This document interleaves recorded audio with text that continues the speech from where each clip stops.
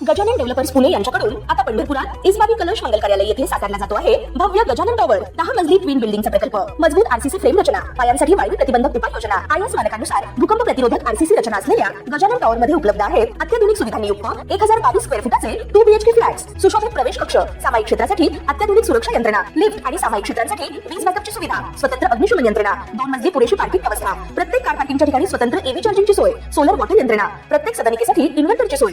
इस्बाबी कलश मंगल कार्यालय शेजारी साकारल्या जात असणाऱ्या गजानन टॉवर मध्ये आजच आपल्या हक्काचा आणि आधुनिक सुविधांनी परिपूर्ण अलिशान फ्रीसाठी संपर्क क्रमांक 7676760025। देशातील ऊस उत्पादक शेतकऱ्यांसाठी केंद्र सरकारने एक मोठा निर्णय घेतला आहे। तब्बल 60 वर्षापासून लागू असलेला जुना ऊस नियंत्रण आदेश रद्द करून त्याऐवजी ऊस नियंत्रण आदेश 2026 लागू करण्याची तयारी सुरू आहे। या नव्या धोरणामुळे साखर उद्योग अधिक शिस्तबद्ध होण्यासोबतच शेतकऱ्यांना वेळेवर पैसे मिळण्याचा मार्ग मोकळा होणार आहे। विशेष म्हणजे या मसुद्यावर 20 मे पर्यंत नागरिकांकडून हरकती आणि सूचना मागवण्यात आल्या आहेत। 1966 पासून अस्तित्वात असलेला ऊस नियंत्रण आदेश आता कालबाह्य ठरत असल्याने केंद्र सरकारने त्यात बदल करण्याचा निर्णय घेतला आहे। नव्या ऊस नियंत्रण आदेश 2026 मुळे साखर उद्योगातील नियम अधिक कडक आणि पारदर्शक होतील।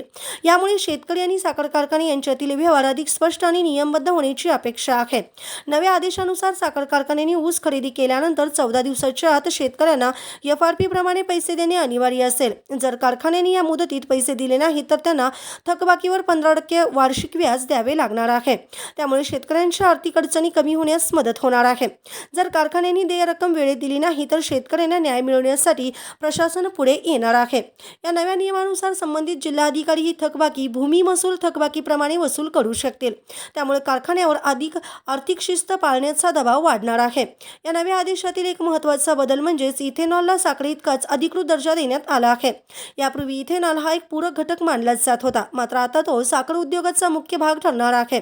ऊसाचा रस, सिरप आणि मळी यांनाही या नियंत्रण व्यवस्थेत समाविष्ट करण्यात आले आहे। आतापर्यंत एफआरपी ठरवताना मुख्यत्वे साखरेचा उतारा विचारात घेतला जात होता, मात्र आता मळी, बगॅस आणि इथेनॉल यासारख्या उपउत्पादनांच्या मूल्यांचाही विचार केला जाणार आहे। त्यामुळे ऊसाला अधिक योग्य आणि किफायतशीर दर मिळण्याची शक्यता वाढणार आहे। या नव्या धोरणामुळे ऊस उत्पादक शेतकऱ्यांना वेळेवर पैसे, चांगला दर आणि अधिक सुरक्षितता मिळणार आहे। साखर उद्योगात पारदर्शकता वाढून शेतकरी आणि कारखानदार यांच्यातील विश्वास अधिक दृढ होईल। ताज्या घडामोडी पाहण्यासाठी आमच्या YouTube चॅनलवरील PVR म्हणजेच पंढरी वार्ता या न्यूजला सबस्क्राईब करा आणि शेजारील बेल आयकॉनवर क्लिक करा।